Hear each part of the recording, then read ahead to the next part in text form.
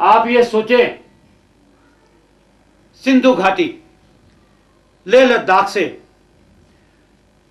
जो नदी चलती है, निर्मल जल कितना साफ सुथरा होता है, उसे स्वच्छ भी नहीं करना पड़ता और वो पानी आप पी सकते हैं।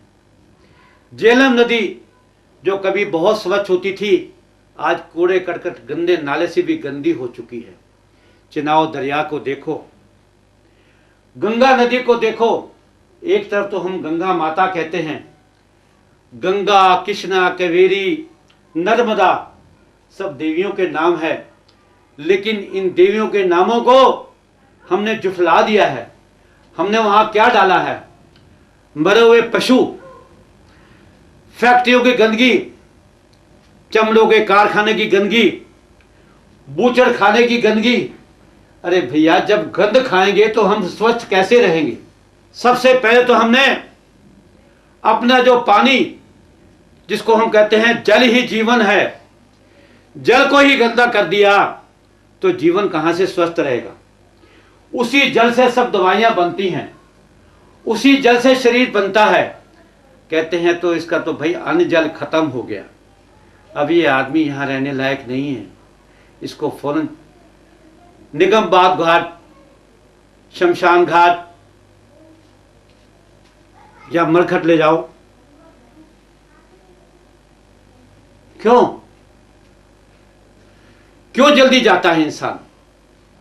कुदरत ने तो हमारे लिए 100 साल तो कम से कम बख्शे हैं।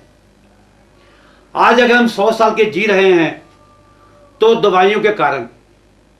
आज मानव दवाई खाते खाते जन्म लेता है और दवाई खाते खाते ही शरीर को छोड़ के चला जाता है। क्यों? हम कहते हैं स्वस्थ हैं, स्वस्थ कहां से हैं? मिलते हैं एक छोटे से ब्रेक के बाद। आप सबको मेरा नमस्कार। श्री अनंत पुदीना पत्ती पाउडर पेट के रोगों के लिए, श्री अनंत रामबाण तेल जोड़ों के दर्द के लिए, श्री अनंत रतन जोत पाउडर, श्री अनंत रीठा पाउडर, श्री अनंत शक्तिवर्धक चूर्ण ताकत के लिए, श्री अनंत शव पुष्पी पाउडर बालों के लिए। प्रदूषण कई प्रकार का होता है।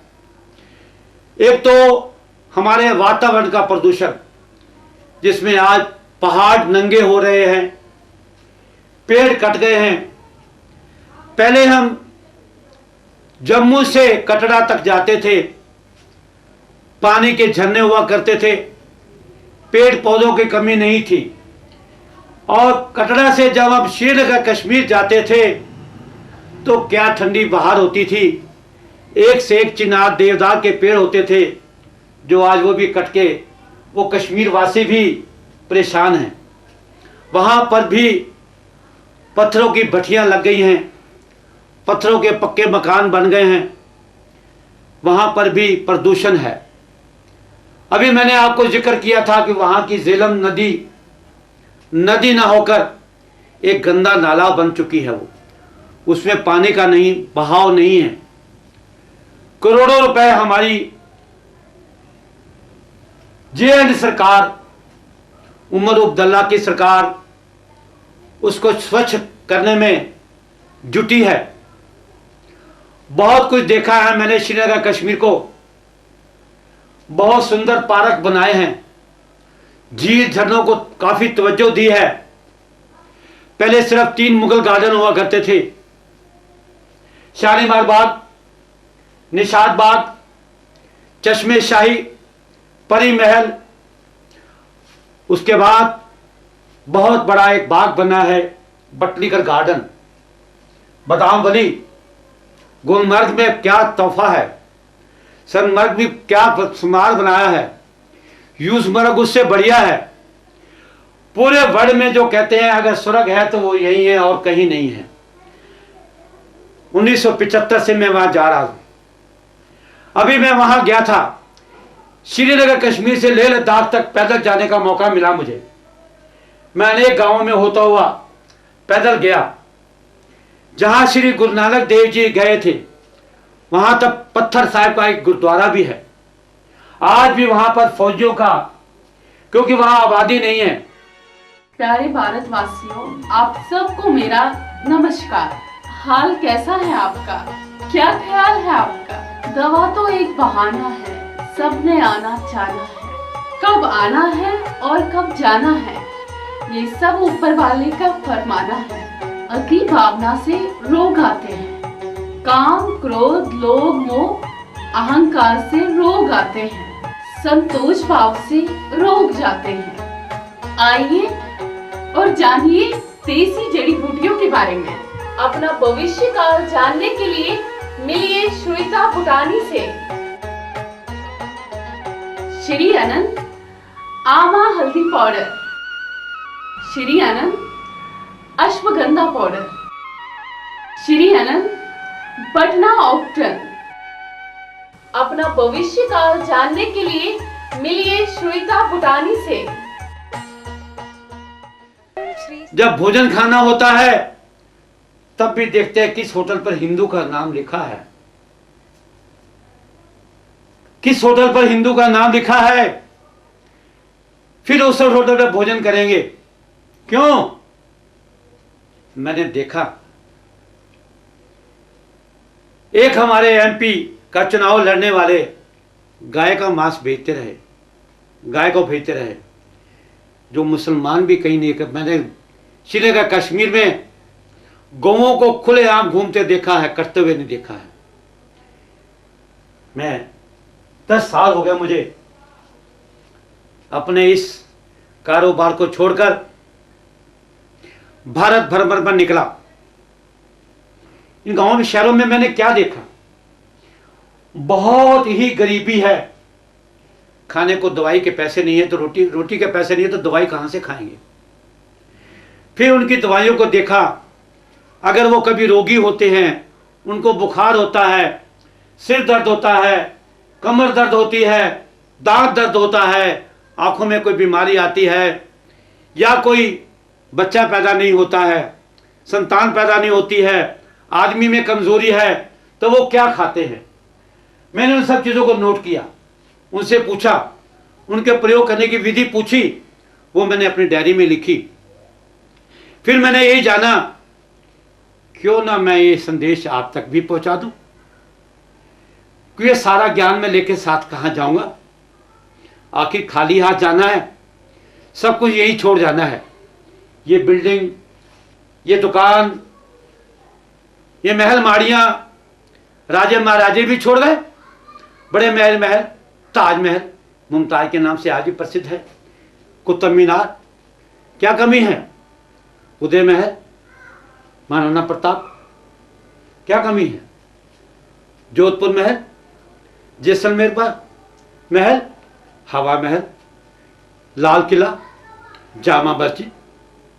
अरे भाई मेरे, साउथ में जाओ तो वहां भी आपको हजारों मंदिर मिलेंगे बड़े बड़े। अहमदाबाद में दिलवारा मंदिर है, आबू में देखो आप जैन मंदिर है, रनकपुर में देखो आप क्या मंदिर है आपका। ये सब मंदिर हैं। लोगों ने करोड़ों रुपए वहां खर्च किए, अरबों रुपए वहां पर खर्च हुए। एक बात आप देखें, आज से सैकड़ों साल पूर्व जब श्री गुरु नानक देव जी की यात्रा को मैं देखता हूं, लंबी दूरी नहीं है, केवल 550 या 600 वर्ष हुए हैं। अंग्रेजों ने कितना राज किया। अंग्रेज तो हमें लूट के ले गए, लेकिन कुछ मुसलमान भी यहां पर आए जिनको हम लावर कहते रहे। लेकिन वो मुसलमान हिंदू बन के यहां रह गए, हिंदुस्तान के बन के रह गए। वो यहां से लूट के नहीं ले गए। उन्होंने आपको इमारतें बनाने का क्या नायाब तरीका दिखाया। किसी भी बादशाह ने, जितने भी बादशाह हुए हैं, आज़ादी के समय उन्होंने आपसे लड़ाई अंग्रेजों के साथ मिलकर लड़ी है। अंग्रेजों को भगाने में हिंदुस्तानी और मुसलमानों का खून इकट्ठा बहा है। आज क्यों मुसलमान हिंदुओं से अलग हो गए हैं, ये हमें समझ में नहीं आता है। क्यों बदल गया है समाज, क्यों समाज की आवाज़ बदल गई है। केवल भोजन का फर्क है, पढ़ाई का फर्क है, उसमें क्या है, अहंकार, मैं। कभी रफ़ी अहमद किदवाई जी हुआ करते थे, हमारे फूड मिनिस्टर हुआ करते थे। उस वक़्त भोजन नहीं था जब आज़ादी हुई थी, 1947 की बात है। उस वक़्त मंडी में अनाज नहीं था, खाने को गेहूं नहीं था। बड़े बड़े सेठों ने, साहूकारों ने अनाज गोदामों में भर लिया। पंडित जी और रफ़ी अहमद किदवाई की आपस में बातचीत हुई। रफ़ी जी ने नेहरू जी से कहा कि आप ये ऐलान कर दीजिएगा कि अमेरिका से 10 जहाज आ रहे हैं अनाज के, परसों आपके हिंदुस्तान के बंदरगाह पे पहुंच जाएंगे। पंडित जी ने कहा, अरे भाई गेहूं तो है नहीं, कोई समझौता हुआ नहीं, तो ये अफवाह क्यों। कहता देखिएगा सुबह आप मंडी में क्या निकलता है तमाशा। उसमें तमाशा क्या निकला, साहूकारों के गोदामों में से गेहूं बाहर आ गया। मंडी में गेहूं 2 रुपए किलो, 1.5 रुपए किलो आराम से मिलने लगा। जो भूखी जनता थी उसको मिला, क्योंकि हमारे नेता अच्छे थे, हमारे नेता जनता के दुख को जानते थे। आज हम रोगी हैं, भोगी हैं, हॉस्पिटलों में दवाइयाँ नहीं हैं, हॉस्पिटलों में बेड नहीं हैं, तो फिर नेता लोगों को अपने पेट पे पड़ी हुई है, अपनी कोठियाँ बनाने पड़ी हुई है। आज क्या घटोले पे घटोला हो रहा है, तो वो क्यों हो रहा है, सिर्फ हमारे मन की भावना बदल गई है। हम अपने मन को बदलें, हम अपनी इंद्रियों को वश में करें, हम अपने को संयम में रखें, तो ये रेप कांड भी नहीं होंगे।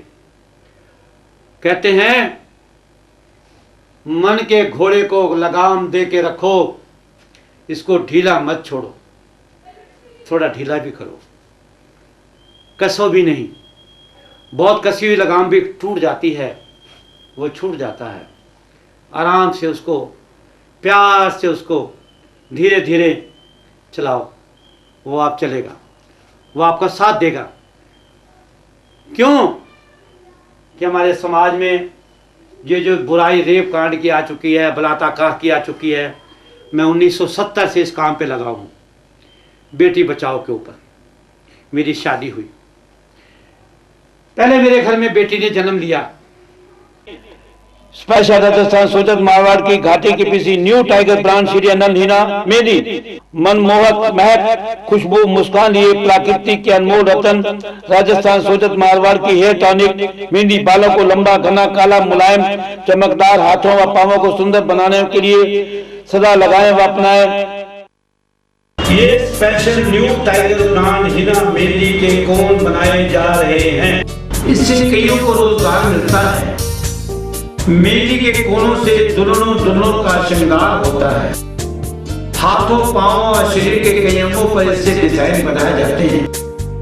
करवा चौथ, शुभ लग्नों, विवाह शादियों पर कोनों से आप स्वयं अपने आप को सजाते व संवारते हो।